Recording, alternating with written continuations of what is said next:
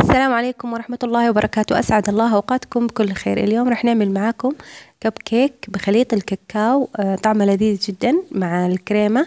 أي نوع كريمة عندك قليلة البروتين استعملها. أنا استخدمت كريمة فيكتوريا نصف كوب تقريبا، ونحسبها ونخصمها من حصتهم. جميلة جدا، تعطي طعم وقوام جميل للكيك. جربوها وإن شاء الله تعجبكم.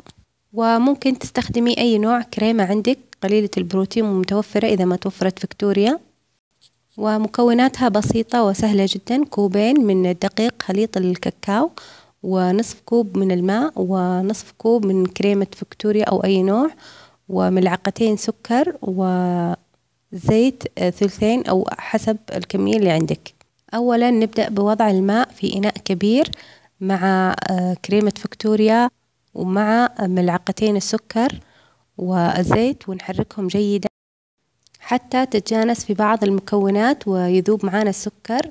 نبدأ ننخل الطحين عليهم، كوبين تقريبا أو حسب السوائل اللي أضفناها، مع ملعقة أو نصف ملعقة متوسطة بيكنج باودر. ننخلها دفعات ونحرك حتى إذا احتاجت نزود عليها، والتحريك يكون بهدوء حتى ما تهبط معانا وقت خبزها. ونسخن الفرن على 180 درجة، ونجهز القوالب. نحضر الصينية ونضع بها ورق الزبدة، ورق الكب كيك، وندهنها بالزيت أيضا. وهذا هو قوام الخليط. نسكبه إلى المنتصف في كل قالب. وبعد الانتهاء منها نضعها بالفرن في الرف الوسط حتى تنضج معانا من الأسفل وتنفش. بعد ذلك نشغل عليها من الأعلى الشواية، وتأخذ تحميرة بسيطة من الأعلى، وما تأخذ وقت بالفرن، ممكن نصف ساعة أو أقل، وتخرج وتترك حتى تبرد تماما.